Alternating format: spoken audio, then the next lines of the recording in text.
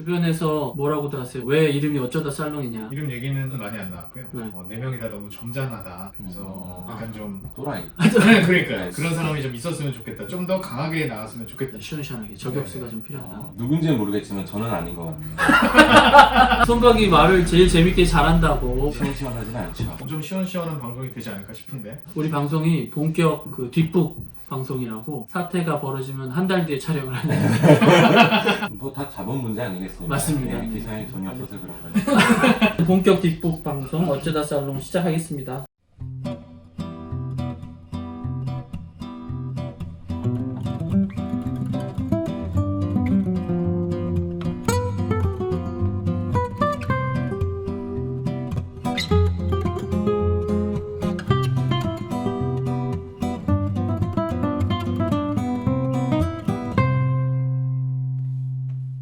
코로나19 얘기를 안 할 수가 없는데요. 정말 난리가 아닌데 어떻게 지내고 있는지 모르겠습니다. 어떻게 지내고 계세요? 딸아이가 어린이집을 못 가니까요. 아내도 저도 일을 하니까 이 아이를 누가 봐줄 것이냐. 학교에서 강의를 하는데 온라인 강의로 다 돌렸잖아요. 강의 준비하는 시간도 훨씬 많이 걸리고 그거에 비해서 퀄리티는 아무래도 떨어지니까 학생들도 불만이 생길 수밖에 없고. 저도 애가 둘이고 한참 뛰어달 나이니까 다 재워놓고 새벽 2시, 3시쯤에 이제 그 온라인 강의 녹화를 하거든요.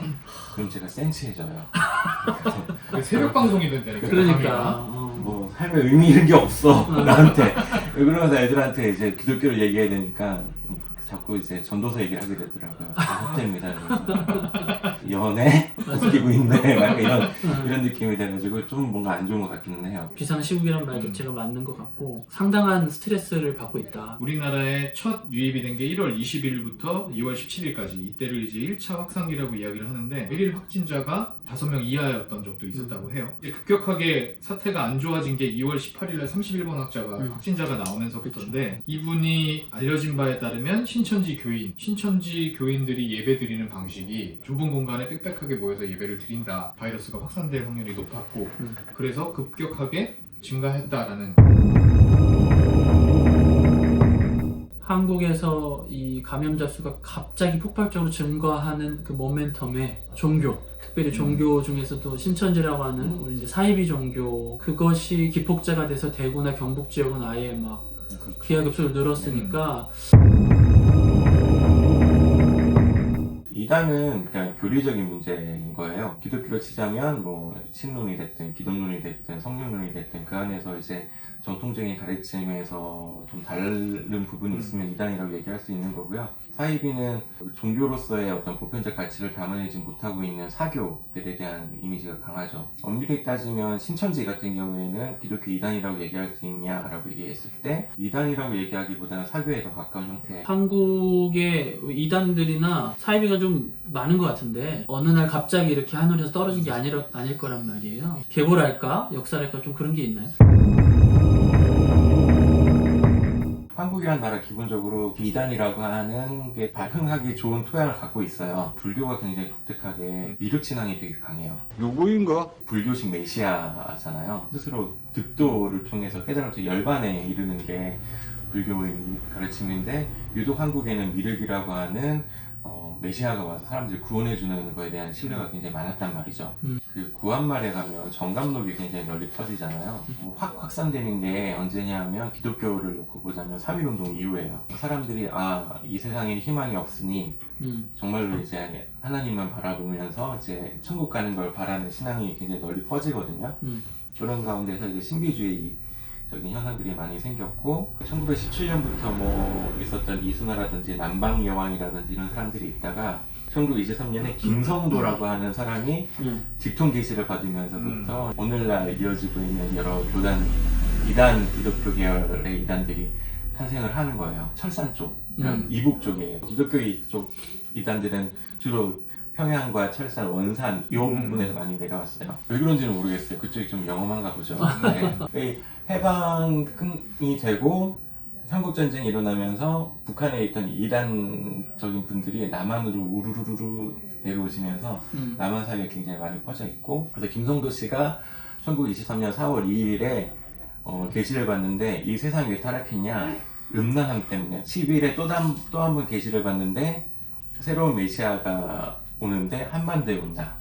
두 가지 계시를 받아요. 기독교적인 것이라고 보기보다는 천도교의 개벽이라든지 아하. 그 정감독에 나타나는 정도령이라든지 이런 것들이 다 짬뽕되어 있고 유교적인 가족주의가 결합이 되면서 그렇지. 가족의 소중함을 지켜야 한다라는 게 굉장히 강한 기독교 이단들이 생겨나게 되죠. 김성도 씨가 얘기했던 것 중에 이제 크게 4가지 주제가 있는데, 하나는 아까도 말씀드렸다시피 이제 성적 타락, 그래서 피가름을 통해서 구원을 받아야 한다. 피가름이라는 게 이제 몸에 있는 피를 다 뽑고 예수의 피로 다시 거듭나야 한다라는 거죠. 이제 이런 분들이 이제 계열을 이룬 게 김성도에서 백남주로 넘어오는데, 이 백남주라는 사람이 김성도의 가르침을 굉장히 이제 사람들이 납득할 수 있을 만한 신학화 작업을 했어요. 대중화라고. 네. 여기에서 등장하는 게 시대 구분이 등장하죠. 성부의 시대가 있고 예수가 온 이후에 예수의 시대가 있고 그 이후에 제3의 시대가 있는 거예요. 이제 보통 우리는 그럼 성령의 시대라고 생각하는데, 이제 그거를 이제 새롭게 해석을 하는 거죠. 예수가 세상을 완전히 구원하기 위해서 왔다가 뜻을 이루지 못하고 십자가에 달려 죽어버린 거죠. 그래서 그거를 완성하기 위한 제3의 인물이 와야 한다라는 거고, 이제 이런 사상들이 나중에 이어지는 게 백남주에서 김백문에서 전도관 박태선과 문선명으로 갈라졌다가 아하. 이 두 사람의 가르침이 다시 모이는 게 지금 문제가 되고 있는 이만희 씨인 거죠. 이만희 씨는 스스로가 재림 예수고 이 시대 구분에 따라서 제3시대에 해당하는 이긴 자, 세상이 완전히 타락되었기 때문에 이제 다시 복귀해야 된다. 뭐 이런 얘기를 쭉 받아서 이어서 내려오고 있는 거죠.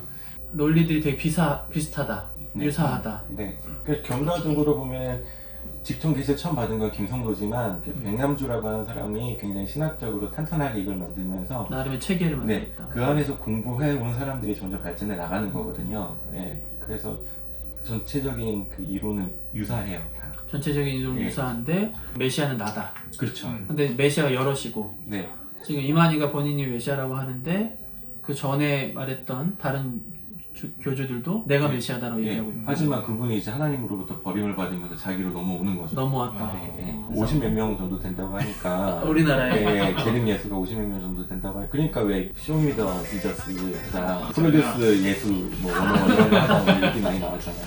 한국에서의 종교 문화에서 이단이나 사이비가 나타나는 현상이 그런 현상이 있군요. 교조적이고 좀 내가 메시아고 네. 기독교의 메시아를 이제 미완성으로 해놓고 내가 이제 진짜다 그렇죠. 이런 형태. 네.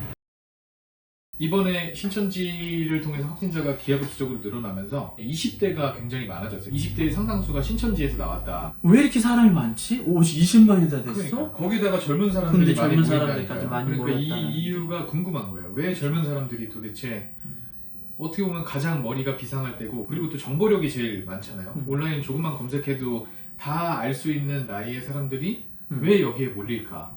왜 그래요? 신천지가 일을 잘하는 거죠.